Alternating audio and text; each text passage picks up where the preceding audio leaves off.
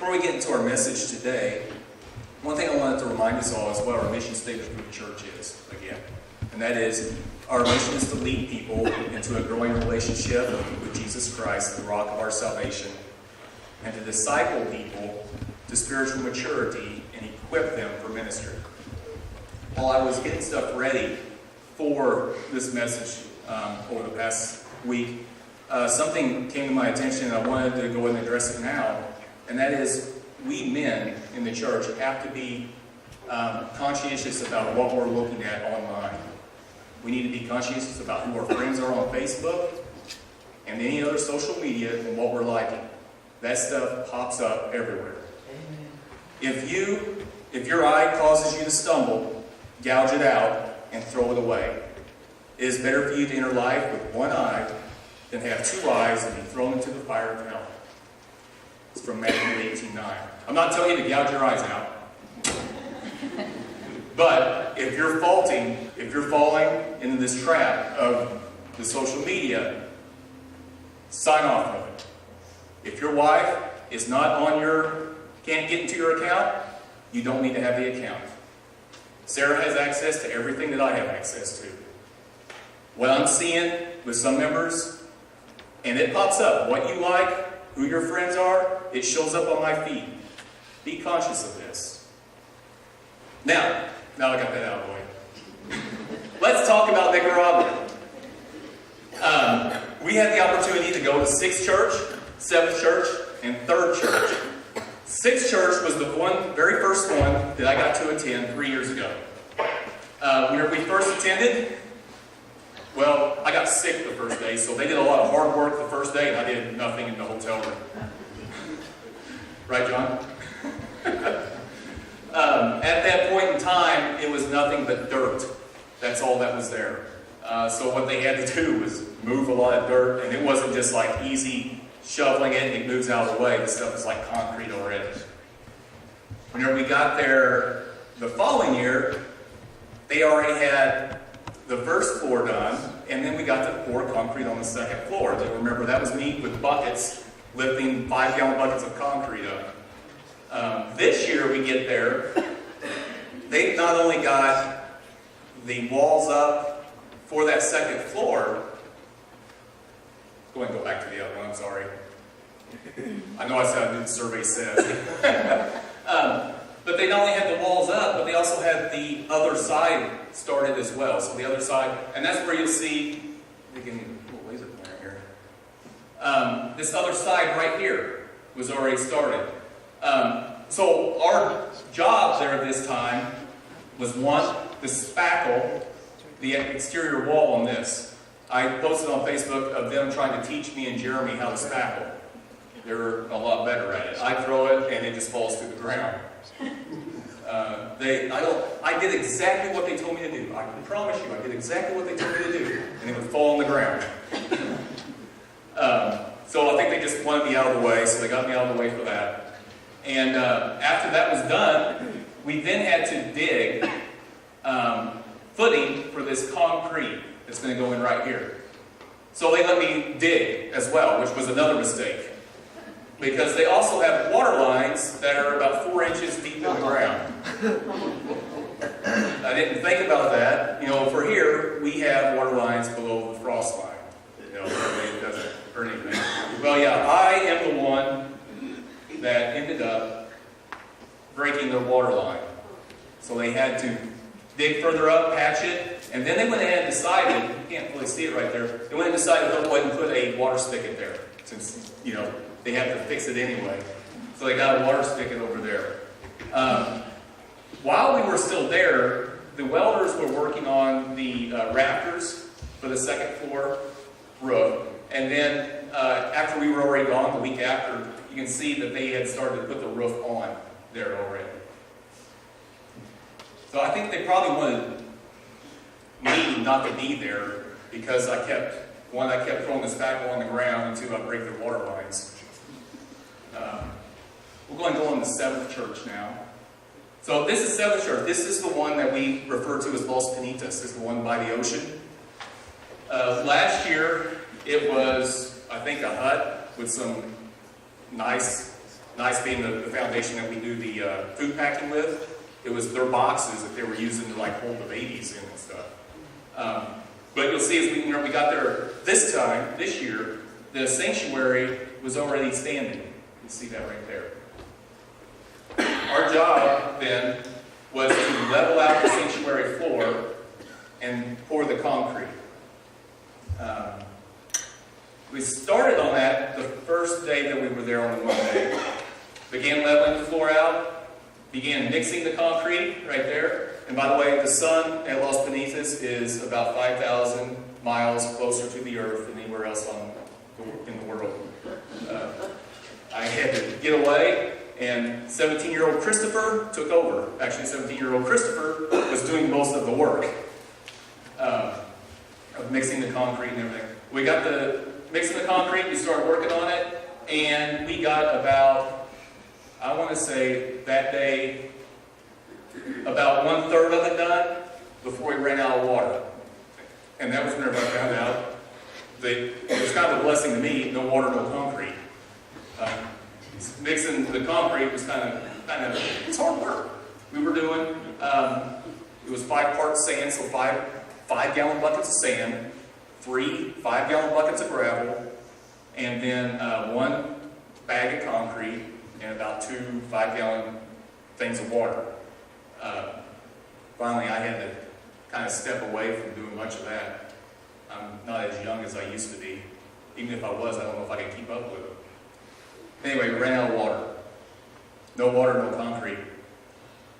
The next day, we weren't sure if we were going to be able to pour concrete or not. So the backup plan was that we would be leveling out the other room, which is where the kitchen's going to be, for them to pour concrete at a later date. We got there that morning. We had water, so we went to work, and as you can tell, we got the whole sanctuary poured by that time. That's 3 inches of concrete over, I'm not sure what the square footage in there. Anyway, it's quite large. I would say it's probably pretty close to the size of our sanctuary, minus maybe 15 feet. We were able to get that completed by noon that day to head back to the 6th church for their 1-year celebration. You can see the completion there. There's Minnow actually working and not talking. Is it? Oh, Minnow's not here, so I guess I shouldn't talk too bad. Minnow was pretty awesome down there, by the way. I don't understand how someone, he's one of them. We go down there, and he can speak pretty fluently with everyone, and the kids love him, and the men that are working with us, they all respect him, and he's awesome. And we also got Jeremy doing most of the work there. So I was complaining before about if I show all these pictures, all it's going to show is Jeremy working and me not really doing anything. Then we got Lucille giving candy to the pastor's daughter there. She actually helps run this school, or the compassion project for the kids there. Now I'm going to go ahead and introduce Jeremy. This is the first year Jeremy's gotten to go. So I've asked Jeremy to kind of give us a little interpretation of what his thoughts were and how he enjoyed it. I didn't think about the microphone. Will any of these work? What number is it? What number? 6. Good morning. Those of you that don't know me, Jeremy, I'm the lesser half of Team Tippett. Kevin asked me to get up here and talk. I told him it wouldn't be a problem. Don't have a problem talking in front of groups, but you're kind of asking me to talk about feelings. And he's been trying that for years. But it is for a good cause. And before going on this trip, there was a lot of, you kind of got a feeling of what you're doing, what you're trying to do. But it's a big difference looking at pictures, reading stats on these kids, versus works is actually getting to meet. The work and everything was awesome down there. Being able to, for me, physical labor is my way of helping. So therefore, I'm going to dig in and do as much as I can and think that I'm doing something. But they actually opened up me to a little bit more than that while I was down there. I'm grateful for that. We did get to have a little fun down there. Kevin didn't get into his handing out the baseball bats and everything down there. That was pretty awesome for them and for us because we got to play. We did one day we got to go out to the peanut field and play. As you see, I haven't picked up a bat for probably 20 years, but they talked me into it. Next thing you know, I'm hitting home runs and I'm the new, what was it? Papa Grande. Believe it or not, there ain't many people my size there. I was actually pretty large. So that was pretty comical. But really the main reason I wanted to get up here was the fact of, like I said, it changes everything whenever you get to meet them. Just the first day, you only get one main day to actually get to see the kids. Everybody else we're helping with the churches and everything else. And that's another huge thing that now whenever they're spitting out a bunch of numbers of what churches and everything, I actually have an understanding. I have that picture in my mind. I know the people from those churches, I know those pastors now. So that's a huge thing for me. But the one day that we did get to meet these kids, it was amazing. Just the instant that you finally see them for the first time, and a gust of wind with a bunch of dust just kind of hit you, and it was very awesome to actually be able to not only have pictures anymore, but have memories, and to know that it is real, and to know that it is going to a good cause. Kevin asked me to talk a little bit about before and after ideas of the trip. I've kind of been to areas, not exactly like this, but similar to, so the poverty levels and everything, I was kind of set for that. The amount of love that these people have, I was not ready for that.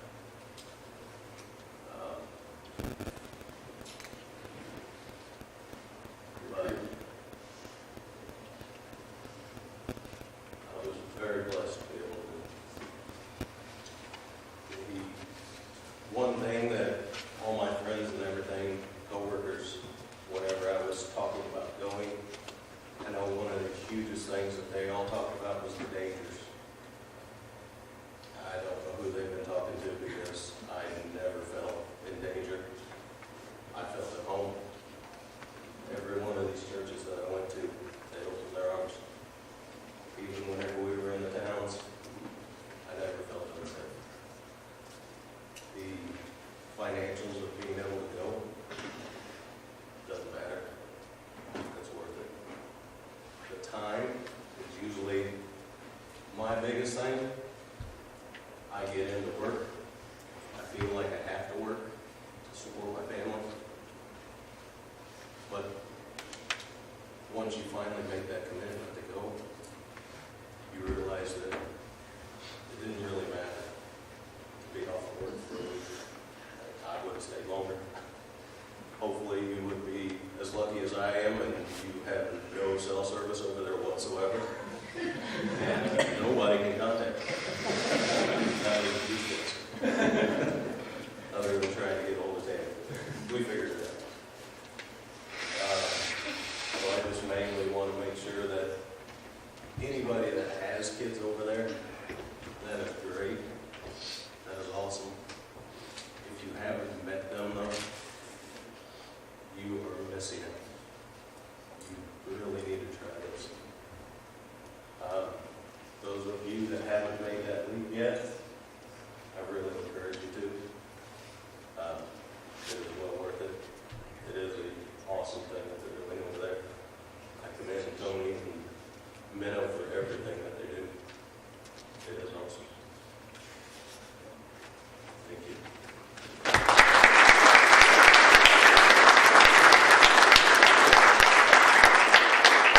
You guys also notice the selfie with the active volcano. There's actually lava down there, you can see. We didn't stay for too long. The sulfur smell overtook most of the people with us. Thank you. Now I'd like to ask LaDonna to come up and speak. This is LaDonna's first visit as well. For her first time to meet her sponsored child. And by the way, we're in the corner dancing to Nicaraguan rap.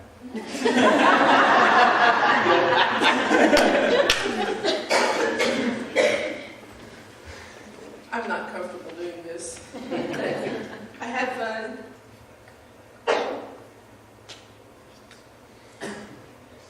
Like Jerry said, there was a lot of dust flying when we first met the kids. I couldn't talk, I stood there crying. She's a pretty special little girl. Her mom has a doubling job. She's a single mom. I don't know how long that the father abandoned them. And we just got a letter this week. And on that, she said one of the things she'd like to do is see her daddy, go visit her dad.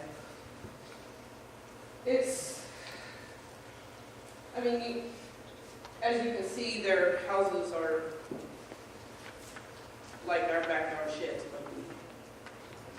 Genesis' house was about 8 by 10, dirt floor. So we have a lot to be thankful for. And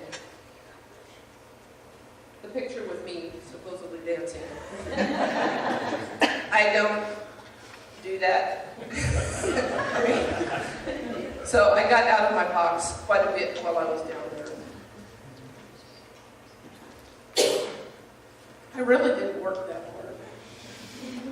I was expected to be, carrying buckets of concrete, which I probably wouldn't have been able to do because I'm kind of wimpy, but there was so many people down there helping, we had to stand around and, wait until they told us what to do. And it was an awesome experience. And if you can't go, if you don't have time to go, can't get off of work, help somebody else go and someone, whatever you can do. And if Menno was here, he could tell you the impact it makes on the kids in their life. If you go sponsor them for one thing, then so much more if you write them letters and you go to see them. It makes a big, big impact on them. So, if you sponsor a kid, go to see them if you can. That's a highlight of their life. And if you come back, that's even better. Genesis' mom had the interpreter ask me when I'm coming back. I'm hoping to next year, but if God wants me there, I'll go. I want Amos to go too.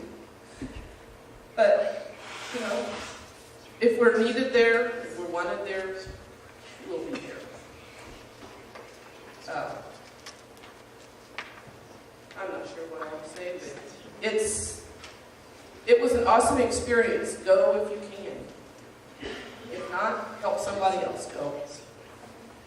Thank you, Dr.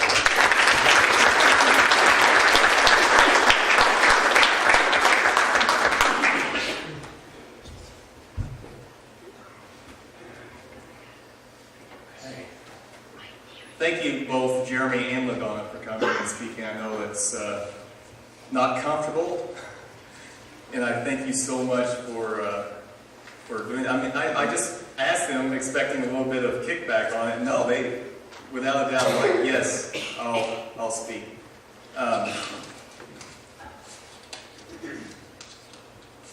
Part of what we're doing down there is following the Great Commission. In Matthew 28, verse 16 through 20, it states, "Then the 11 disciples went to Galilee, to the mountain where Jesus had told them to go. When they saw him, they worshipped him, but some doubted. Then Jesus came to them and said, "All authority in heaven and on earth has been given to me. Therefore go and make disciples of all nations, baptizing them in the name of the Father, and of the Son, and of the Holy Spirit, and teaching them to obey everything I have commanded you. And surely I am with you always, to the very end of the age." This is also what compassion lives by as well. Some things that might get in our way of doing something like this, maybe the food. So if we look here, we've got the food that I absolutely love. In fact, I think I go there and I actually gain weight while I'm down there. They have everything from the fish with the head still on, which is just don't eat the head, it's fine. And it's absolutely delicious. To Pizza Hut. There's actually a Pizza Hut there, there's a McDonald's there. And you might say, well, that sounds ridiculous. Why would you go to McDonald's in Nicaragua? Well, actually, a lot of the people that were helping down there have never been to the McDonald's there, have never been to the Pizza Hut there. And that's what they wanted, so that's what we did. I would prefer to eat the fish and the beef and rice and the squash and, this right here. Tony and I, I'm probably going to get Tony in trouble now once they figure this out, but I went with Tony to go get some parts. As we was getting ready to come back, he said, "I am starving, let's stop and get something." So we stopped at a food vendor that's just on the side of the road. And he comes back to me and says, "You want beef or chicken?" And I said, "Beef."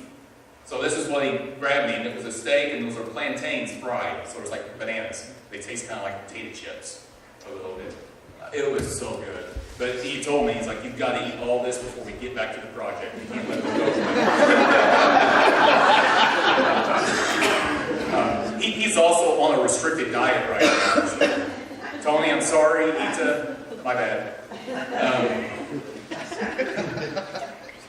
Then there's this soup right here. The soup, Batumbo soup? I think that's the name of it. Anyway.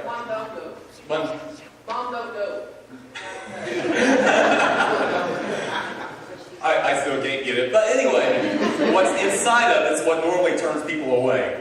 And you didn't have to eat this, by the way. They had fried chicken for everybody else. But inside there, part of the soup's main delicacy is the stomach lining of the cow. It's just a little chewy. But if you even try that, those guys think the world of it. And again, though, I won't eat anything that I won't see one of them eat. So if they'll eat it, I'll give it a try. It doesn't mean I like it all the time. The broth was great. The stomach thing was a little chewy. But you don't have to eat that while you're down there. Again, they had fried chicken for everybody else. The other thing was that you see the big thing of cheesecake right there. My wife and Jeremy's wife have a thing for cheesecake. So I made sure to get cheesecake at one of the places we were at and take a picture of it. And take a picture of Jeremy scarfing it down. Then take a picture of the empty plate. That may be why Tammy and Sarah are going next year to Nicaragua. And then you have the breakfast at the hotel.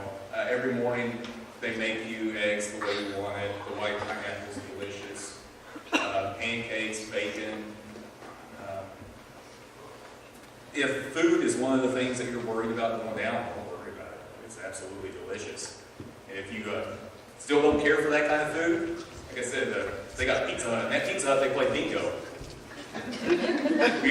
They actually had a game of bingo going on, and if our table won the bingo game, then our whole meal was free. If our table won, I'm sure somebody at that Pizza Hut was going to get fired. Because we had like 6 pizzas, and I was quite convinced that somebody there was going to get fired if that happened. Okay, we'll go on to the next slide. The reason that the baseball drive. The baseball drive was successful because of this lady right here. Jody, I can't thank you enough. Thank you. Disregard the ugly shirt I'm wearing there. But look at the beautiful shirt Jody's wearing. These guys were so appreciative of what you guys had done, what you guys had collected money for. I was scared to death of buying this stuff here and bringing it through customs and everything else there. I didn't know how that was going to happen because the money was so great. What we ended up deciding to do was take the cash and buy the gear there. So we brought the gear that we had collected here, gave that to them, as well as went and bought more gear there so that we could give gear to 3 projects. So we have 3 projects now that can actually play a game of baseball. A complete game. And that's what we're doing right here. We're actually playing out in the peanut field. You can see there. It's Pastor Wayner actually pitching. Kevin Val is our pitcher on our team, and he was batting there. You can see Papa Grande knocking it out there. One of the Compassion children right there, this Project 291 was playing. Whenever we gave it to the guys at Los Bonitas, I was worried about where they were going to play. It's all hilly, there's no flat area. 2 days after we got home, I got these pictures from the young lady there, and it was of them playing, actually, at Los Bonitas, right in the same spot that we were mixing the concrete at. They thanked us for the tools. They called them tools. And the tools were going to help them reach out to other kids in the community and get them to the compassion side. Now, our next slide is actually going to show you the relationships. And this is why I keep going back. It's because of the people that we meet down there. Every one of these people means so much to me. That's really why I keep having to go back. I don't know what they do. I don't really consider myself to have a lot of friends. I have a lot of friends here, and I'm so thankful for that. And before that, I probably didn't have but a handful. And then now I've got friends down there as well. Jesus, I met the first year I was down there. We called him Loco. And he still is. 3 years later, he's married now. But he's crazy. He's absolutely nuts. And he's nuts for getting the job done. And he's trying to outdo everything. And it's amazing. He's got such a smile and an aura about himself. Yanni Moses, he lives right there in the Compassion 291 project. Last year, I gave the clothes that I was wearing, had them laundered, and gave them to Pastor Wayner to hand out. He got them. And he was so thankful for them that he wanted me to come over and meet his mom. So that's what's going on there. He brought us back for me to meet his mom. And then he went out and bought some apple juice and crackers with just what little bit of money he had for me and for Catherine, who was translating for me at the time. Didn't buy anything for himself. And then we got Pastor Dennis's daughters. The ladies that are working with us out there, you see one of the young children, they're playing around. After we got our guitars there, Jeremy Minnow and myself with Kevin. For whatever reason as well, Sudamaya right here and Pastor Dennis both wanted Chicago Cubs hats. Yeah. So that's what I gave them. I gave them those C hats that they wanted there. They were very proud of them. They know them as the world champions for last year. And then you got Kevin. Kevin's very special to me. Tocayo is the term for a brother with the same name, and that's what we kind of refer to ourselves as. And he surprised me with this jersey for the Leon baseball team. We were going to get baseball gear. I saw at this store a jersey I wanted, so I asked Tony to tell him I want that. And Tony then came back to me and said, no, we're going to go somewhere else, somewhere you can get better quality. So I didn't think much of it. Then that night, as I told those guys I would not cry, he presented me with my jersey, with my name sewn on the back of it. You can see it there. So yeah, the dust was flying, the dust got in my eyes, and may have struck a tear or two. The relationships, that's why I keep going back. And then the next slide I'll show you has got our two sponsored children, Josue and Fernando Jose. Josue, we've been sponsoring for 3 years now. He's from Compassion Project 155. Fernando, we have been sponsoring for 1 year now. And there's Fernando with his family. The pictures you see over in this corner and this corner, I just received when we got back. But last year, I had got the bonus check at work, and Sarah and I gave both boys and their families a little bit of money. And what they end up doing is with that little bit of money and that's through the Compassion website, so I went straight through Compassion. With that, they then sent us pictures of what they purchased with that money. So we end up giving a little bit for the child, a little bit for the family. And you can see for what they ended up doing was he had bought clothes for himself, and then food, and drinks, toilet paper and stuff. Same thing with Josue. He got himself a bicycle, so now he can get to his Compassion Project. He lives a lot farther away from his Compassion Project now than he used to. So now he can get to his Compassion Project easier, and then a bunch of rice and food, beans and stuff for his family. And here you can see Fernando's family. Josue lives with his mom now at a farm that's really far from the project. Fernando has his whole family there. His dad works here. His mom works at the project. She's actually a cook at the project. And he's got a little brother and a little girl, or a daughter. The brother, if you saw some of my pictures before, he's just like any other child here. He antagonizes his big brother like crazy, and it's quite funny and cute. And then we got both of my boys right here at the Compassion Day together. Sarah and I have such a love in our heart for these boys. I don't know now what I would do if I missed a year going down to see them. Sometimes a year's too long for me to see the boys. In Proverbs 22:6, it tells us to start the children off on the way they should go, and even when they are old, they will not turn from it. And then Mark 9 tells us, in 36 through 37, he took a little child whom he placed among them. Taking the child in his arms, he said to them, "Whoever welcomes one of these little children in my name welcomes me. Whoever welcomes me does not welcome me, but the one who sent me." In 1952, Compassion began because the Reverend Everett Swanson was appalled by the great number of small, shivering, and starving war orphans he saw on the streets of Seoul, South Korea during the Korean War. That started in 1952. And today, Korea now sponsors other children, South Korea does. But their mission statement reads, in response to the Great Commission, Compassion International exists as an advocate for children to release them from spiritual, economic, social, and physical poverty, and enable them to become responsible and fulfilled Christian adults. The next slide shows in blue, these are the countries that there are compassion projects in. The orange ones, these are the countries that have people like us that sponsor these children and these sites. They partner with local churches in 26 countries.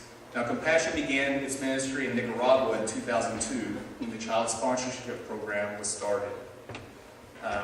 Children age 11 and younger attend the child development centers for 3 days a week for 6 to 8 hours. That's like our children. The children that we sponsor, they attend that sponsor site 3 days a week. Children 12 and older meet for 4 hours on Saturday, plus an additional day for vocational training, which may be the sewing, the computers, carpentry. They also have extracurricular activities to build their self-esteem. Camps are held once or twice a year, and children also participate in tree planting at least once a year. At the Child Development Center, each child receives a meal consisting of rice, meat, tortillas, and natural juices. This food is intended to complement what children are already receiving at home. This is what being a compassion sponsor is all about. The $38 or $45 that you use to sponsor a child is supporting those local churches and those children. We'll go ahead and show you the next slide here. The individuals up in that far corner, right here, these are the disciples in Nicaragua. These are the disciples of Project 291. All these children right here of that project, this was the one-year celebration that we attended.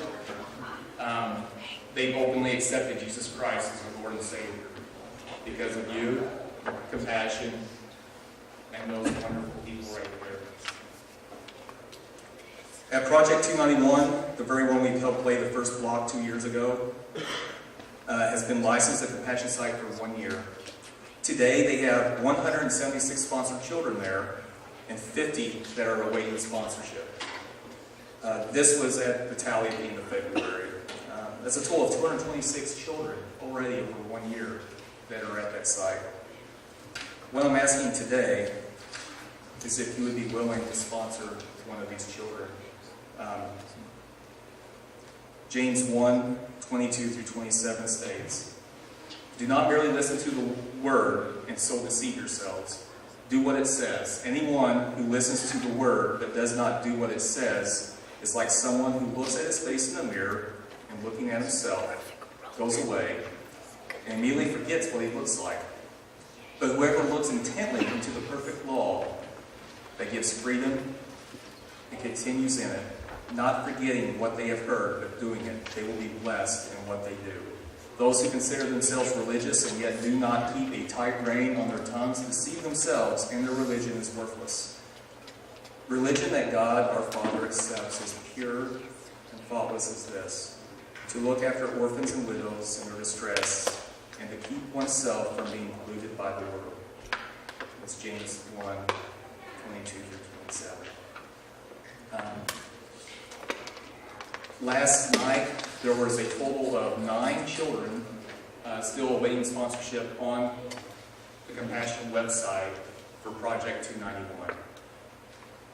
Now, we stated that there was 50 children still awaiting. What that means is that there are likely 41 packets out right now, and there have been 9 returned without sponsorship. So we have the opportunity to sponsor some children from the very project that we get to see, that we get to meet, that you'd be able to send a gift to. Today, I brought my laptop that I would want nothing more than help each one of those children get sponsored. If this is something that's on your heart, I know I posted this on Facebook, to pray about it. If it is, please come and see me after the service, and we'll get that taken care of. If we happen to sponsor all 9 of those children, Project 156 has 6 more children on there, and that's the project that Tammy and Jeremy's children are from.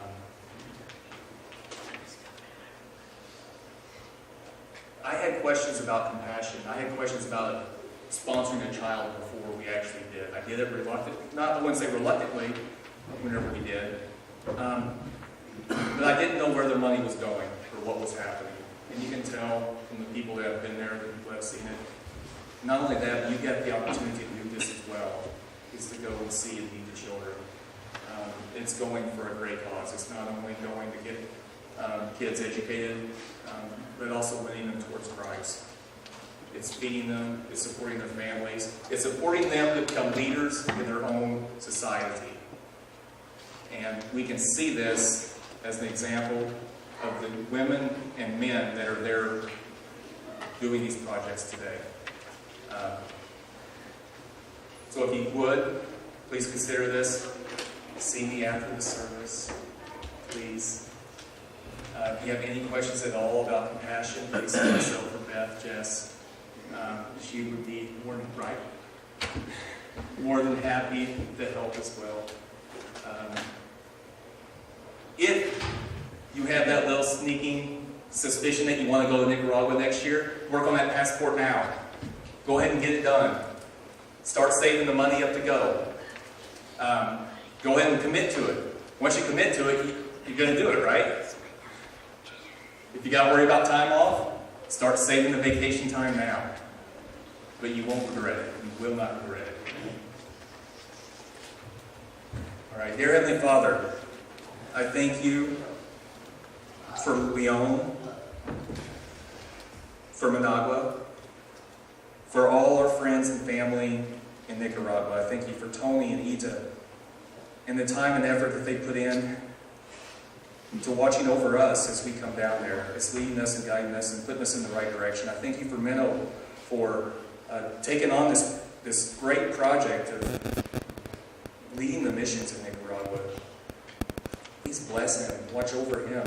We thank you for Pastor Kenny and his vision, his leadership of his church. And we thank you for all that he's done, not only with the family here, but the family there. I know that they pray for us daily. They pray for Solid Rock daily. And today I pray for them. I pray that you bless them. Show them the great love that we have for them. Show them the great love that you have for them. I pray for everyone that's in here this morning, that if you're feeling that need to sponsor a child, let's do it. Let's show them the love. And God, just pray that you be with those in our church today that may be hurting. If they feel something in their heart that needs a little attention, you're there to help them. And we thank you. Please guide us and direct us throughout this week. In Jesus' name we pray. Amen. Thank you, everybody.